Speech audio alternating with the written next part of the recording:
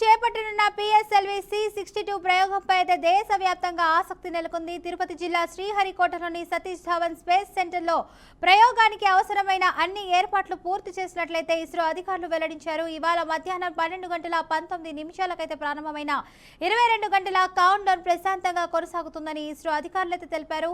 ఈ క్రమంలో రాకెట్ ఇంధన నింపకం అండ్ ఎలక్ట్రానిక్ వ్యవస్థల తనిఖీలు, ట్రాకింగ్ నెట్వర్క్ సమన్వయం వంటి కీలక దశలను కూడా శాస్త్రవేత్తలైతే అత్యంత జాగ్రత్తగా పర్యవేక్షిస్తున్నారు.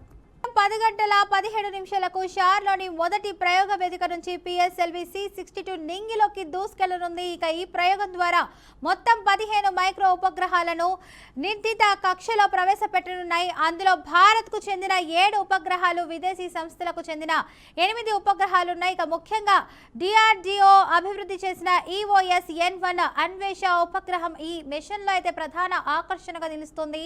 ఈ ఉపగ్రహం ద్వారా భూ పరిశీలన, పర్యావరణ మార్పుల అధ్యయనం, విపత్తుల నిర్వహణ, వ్యవసాయ అంచనాలు, అలాగే వ్యూహాత్మక రక్షణ అవసరాలకు కూడా ఉపయోగపడే కీలక డేటా అందనుంది.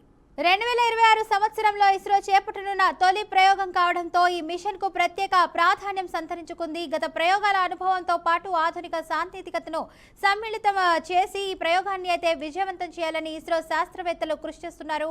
ప్రయోగం విజయవంతమైతే అంతరిక్ష రంగంలో భారత్ సామర్థ్యాన్ని మరోసారి ప్రపంచానికి చాటి చెప్పినట్టు అవుతుందని నిపుణులైతే అభిప్రాయపడుతున్నారు.